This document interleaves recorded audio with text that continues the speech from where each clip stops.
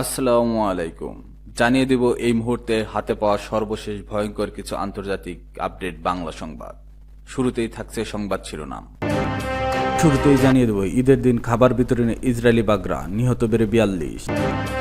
জানিয়ে দেব উটও আছে, ভেড়াও আছে, গাজার হাটে নেই শুধু ক্রেতা। এরপর রয়েছে ঈদের দিন গাজায় 4 ইসরায়েলি সেনা নিহত। সর্বশেষ থাকছে গ্যাংস্টারদের দিয়ে ফিলিস্তিনিদের দমন, নেতানিয়াহুর স্বীকারোক্তি।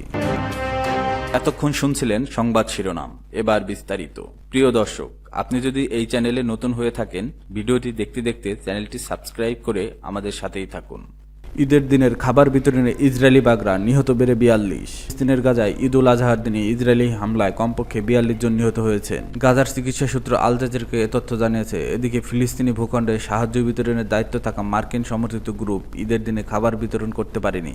তারা জানিয়েছে তারা সব কেন্দ্র পরবর্তী নির্দেশ না দেওয়া পর্যন্ত বন্ধ থাকবে। স্থানীয় স্বাস্থ্য কর্তৃপক্ষ জানিয়েছে শুক্রবার খান ইউনুসের দক্ষিণাঞ্চলীয় নাসের হাসপাতালে 16টি মৃতদেহ পৌঁছেছে। উত্তর গাজার আল শিফা হাসপাতালেও আরও 16টি, গাজার শহর আল আহলি ব্যাপটিস্টিক হাসপাতালে 5টি, দেইর আল বালায় আর আকসা মার্টিয়াস হাসপাতালে আরও 5টি মৃতদেহ পৌঁছেছে। আল জাজিরার প্রতিবেদক তারেক আবু আজম দেইর আল বালা থেকে জানিয়েছে, গাজায় ঈদ এভাবেই হচ্ছে। সাধারণ আনন্দের সঙ্গে পরিণত এই মুসলিম উৎসব এবছর তাদের হারানোর বেদনা এবং অকল্পনীয় পরিস্থিতিতে মানিয়ে নেওয়ার একটি মর্মান্তিক স্মারক হয়ে উঠেছে। এদিকে বৃহস্পতিবার আহলি হাসপাতালে ইসরায়েলি হামলায় আহত একজন সাংবাদিক শুক্রবার মারা গেছেন। এর ফলে গাজায় যুদ্ধ শুরুর পর থেকে নিহত সাংবাদিকের সংখ্যা 226-এ পৌঁছেছে বলে গাজার সরকারি মিডিয়া অফিস জানিয়েছে। ইসরায়েলি হামলা শুরু হলে গাজায় সাহায্য বিতরণের দায়িত্বে থাকা মার্কিন সমর্থিত গ্রুপটি জানিয়েছে, ক্রমবর্ধমান খাদ্যের জন্য হাহাকার সত্ত্বেও তাদের কেন্দ্রগুলো পরবর্তী নির্দেশ না দেওয়া পর্যন্ত বন্ধ থাকবে। সাহায্য সংস্থাগুলো সতর্ক করে বলছে, মার্চ মাসে ইসরায়েলের গাজায় খাদ্য, ঔষধ এবং জ্বালানি প্রবেশের কঠোর নিষেধাজ্ঞা আরোপ করায় গাজার সব বাসিন্দা এখন দুর্ভিক্ষের হুমকির মুখে রয়েছে। আন্তর্জাতিক চাপের মুখে গত মাসেই ইসরায়েল গাজায় কিছু সাহায্য প্রবেশের অনুমতি দিল, তা পরিমাণে অপ্রতুল। গাজা হিউম্যানিটেরিয়ান ফাউন্ডেশন গত সপ্তাহে সেখানে খাদ্য সহায়তা বিতরণ শুরু করে। শুক্রবার এক ফেসবুক পোস্টে জানিয়েছে, মানুষের নিরাপত্তার জন্য সাহায্য বিতরণ কেন্দ্রগুলো থেকে দূরে থাকার পরামর্শ দেওয়া হচ্ছে। ইসরায়েলি বাহিনী ত্রাণ সংগ্রহ জড়ো হওয়া মানুষের উপর বোমা ফেলেছে। এ কারণে তারা ঈদের দিন খাদ্য বিতরণ করতে পারেনি। সংস্থাটি দ্রুত খাদ্য বিতরণ করতে আগ্রহী, কিন্তু পুনরায় সাহায্য কেন্দ্র খোলার বিষয়ে কিছু জানাতে পারেনি। তারা বলেছে পরবর্তী বিতরণের বিষয়ে বিস্তারিত পরে ঘোষণা করা হবে। উটও আছে, ভেড়াও আছে, গাজার হাটে নেই শুধু ক্রেতা। ঈদের দিনের সকালের গাজার দক্ষিণাঞ্চলীয় উপকূলীয় শহর আল মাউসিতে বসেছে একটি কোরবানির পশুর হাট। বলতে যাবো তাই, বাস্তবে তার অনেক ফাঁকা ও নিস্তব্ধ কিছু। সেখানে দেখা গেল একটি উট, একটি গরু আর হাতে গোনা কয়েকটি ভেড়া ও ছাগল। আশেপাশে কিছু শিশু ও কৌতূহলী মানুষ ঘুরে বেড়াচ্ছে। কেউ দেখছে, কেউ ছবি তুলছে, কেউ এগিয়ে এসে বলছে না এটার দাম কত, কেননা এখানে নেই কোনো ক্রেতা। শুক্রবার মধ্যপ্রাচ্যের অন্যান্য দেশের মতো অবরুদ্ধ গাজা উপত্যকাতেও উদযাপিত হয়েছে পবিত্র ঈদ উল আজহা। কাগজে কলমে উদযাপন বলা হলো, বাস্তবে সেখানে নেই কোনো ঈদের আমেজ। যুদ্ধের ধ্বংসস্তূপ, খাদ্য সংকট, অর্থনৈতিক দুর্দশা ও মানবিক বিপর্যয়ের মাঝে ঈদ দিন যেন কেবল একটি স্মৃতি। ঈদ উল আজহার প্রধান অনুষঙ্গ কোরবানি। মুসলিমরা এদিন পশু জবাই করে তার একাংশ বিলিয়ে দেন দরিদ্রের মাঝে। কোরবানির এই ঐতিহ্য একসঙ্গে আনন্দ, সংহতি ও ত্যাগের বার্তা বহন করে। কিন্তু গাজাবাসীর পক্ষে কোরবানি দেওয়া তো দূরের কথা, তাদের অনেকের পক্ষে এক টুকরো রুটিও জোগাড় করা হয়নি। বার্তা সংস্থা এপি জানায়, তিনি মাসেরও বেশি সময় ধরে গাজায় প্রবেশ করেনি কোনো তাজা মাংস।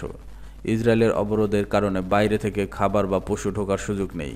গাজার ভিতরে যেসব পশু লালন পালন করা হচ্ছিল তাদের অনেকে ইতিমধ্যে মারা গেছে বিমান হামলা, ক্ষুধা এবং কিংবা চিকিৎসার অভাবে। বেঁচে থাকার যেসব পশু আছে তাদের নিয়েই বসেছে আল মাউসির হাট।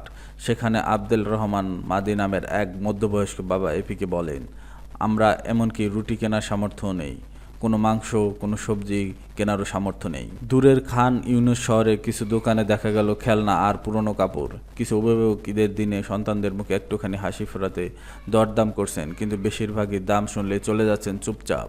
হালা আবু নাকিরা নামের এক নারী বলেন, আগে ঈদ ছিল আনন্দ আর নতুন জামার দিন, কিন্তু ঈদ মানেই অনাহার আর নিরাশা। আর কণ্ঠে ভেসে আসে হাহাকার, আমরা এখন বাজারে যাই শুধু আটা খুঁজতে, প্রতিদিন কম দামে আটা খুঁজতে বেড়াই, কিন্তু পাই, তাও কিন্তু কিনতে হয় অবিশ্বাস্য দামে। শিশুরা যদিও পশুগুলোর পাশে দাঁড়িয়ে একটু আনন্দ পায়, কিন্তু সেগুলো যেন এক নিঃশব্দ প্রদর্শনী, যেখানে আনন্দ নেই, কেবল অভাব আর অবরোধের দীর্ঘ ছায়া। গাজায় ঈদ এখন আর উৎসব নয়, এখানকার ঈদ মানে একটি উট, একটি গরু, কয়েকটি ভেড়া আর অসংখ্য শূন্য পকেট। ঈদের দিন গাজায় 4 ইসরায়েলি সেনা নিহত। ফিলিস্তিনের গাজার একটি ভবনে বিস্ফোরণে 4 ইসরায়েলি সৈনিক নিহত এবং 5 জন আহত হয়েছেন। দখলদারদের সামরিক বাহিনী বিষয়টি নিশ্চিত করেছেন।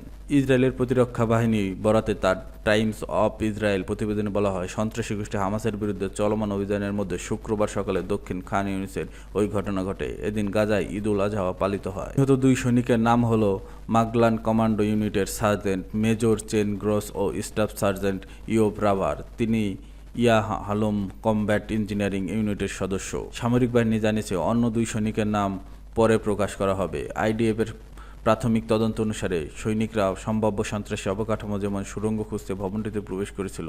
ভবনটি বোমা দিয়ে ভাত পাতা ছিল এবং বিস্ফোরণের ফলে সৈনিকদের উপর কংক্রিট ধসে পড়ে, ফলে তারা সৈনিকরা নিহত হন এবং অন্যরা আহত হয়, যার মধ্যে একজন অবস্থা গুরুতর। ঘটনাটি ঘটেছে খান ইউনিসের বানি সুইলা উপশহরের সকাল 6টার কিছু পরে। ওই সময় আরও কয়েকটি স্থানে অভিযান চলে। পৃথক ঘটনায় গাজা সিটির সেজাইয়াপাড়ার মার্টার আঘাতে 646তম প্যারাশুট পার ব্রিগেডের একজন রিজার্ভিস্ট মাঝারি মাত্রায় আহত হয়েছেন। তাৎক্ষণিক তাকে হাসপাতালে নেওয়া হয়। 4 সৈনিকের মৃত্যুর পর আইডিএফের মুখপাত্র ব্রিগেডিয়ার জেনারেল কফি ডেফরিন বলেন, কখনো কখনো গাজার সম্ভাব্য সুড়ঙ্গ খুঁজতে ভবনগুলোতে প্রবেশ করা ছাড়া কোনো উপায় থাকে না। এটি করতে গিয়ে বিস্ফোরক দ্বারা ক্ষতিগ্রস্ত না হওয়ার জন্য আমরা বিভিন্ন পদ্ধতি ব্যবহার করি। আমরা এই ঘটনার তদন্ত করব। গ্যাংস্টার দিয়ে ফিলিস্তিনিদের দমন, নেতানিয়াহুর স্বীকারোক্তি। ইসরায়েল অবরুদ্ধ গাজা উপত্যকায় দমন নীতি বাস্তবায়নের নতুন এক বিপজ্জনক কৌশল নিয়েছে হামাসের বিরুদ্ধে লড়তে অপরাধী গ্যাং ও আইএস সংশ্লিষ্ট সশস্ত্র গোষ্ঠীকে ব্যবহার করছে তারা। এই তথ্য সরাসরি স্বীকার করছে দেশটির প্রধানমন্ত্রী বেনিয়ামিন নেতানিয়াহু। এক ভিডিও বার্তায় নেতানিয়াহু বলেন, নিরাপত্তা কর্মকর্তাদের পরামর্শ, গাজার ভেতরে হামাসের বিরুদ্ধে আমরা কিছু স্থানীয় গোত্র ও পরিবারের সদস্যের সক্রিয় করেছি। তবে তিনি স্বীকার করেননি যে এদের অনেকেই সশস্ত্র গ্যাং এবং ত্রাণবাহী ট্রাক লুটের সঙ্গে জড়িত। ইসরায়েলি সংবাদ মাধ্যম হারেজয়ের টাইমস অফ ইসরায়েল পৃথক প্রতিবেদনে বলেছে, এই গোষ্ঠীগুলোর মধ্যে একটি ইসলামিক স্টেট ঘনিষ্ঠ সশস্ত্র চক্রান্ত রয়েছে, যাদের ইসরায়েল সরাসরি অস্ত্র সহায়তা দিচ্ছে। গোষ্ঠীর নেতৃত্ব দিচ্ছে দক্ষিণ গাজার এক প্রভাবশালী গোত্রের সদস্য ইয়াসের আবু সাবাব।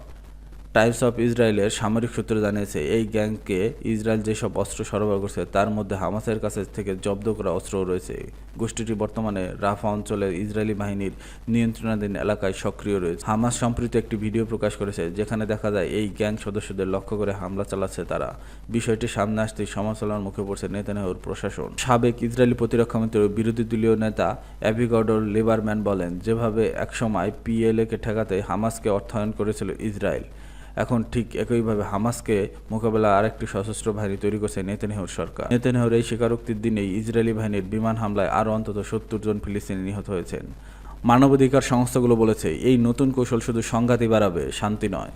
বিশ্লেষকরা মনে করছেন, ইসরায়েলের এই পদক্ষেপ ফিলিস্তিনি সমাজে গৃহযুদ্ধ উস্কে দিতে পারে এবং মানবিক সংকটকে আরও জটিল করে তুলতে পারে।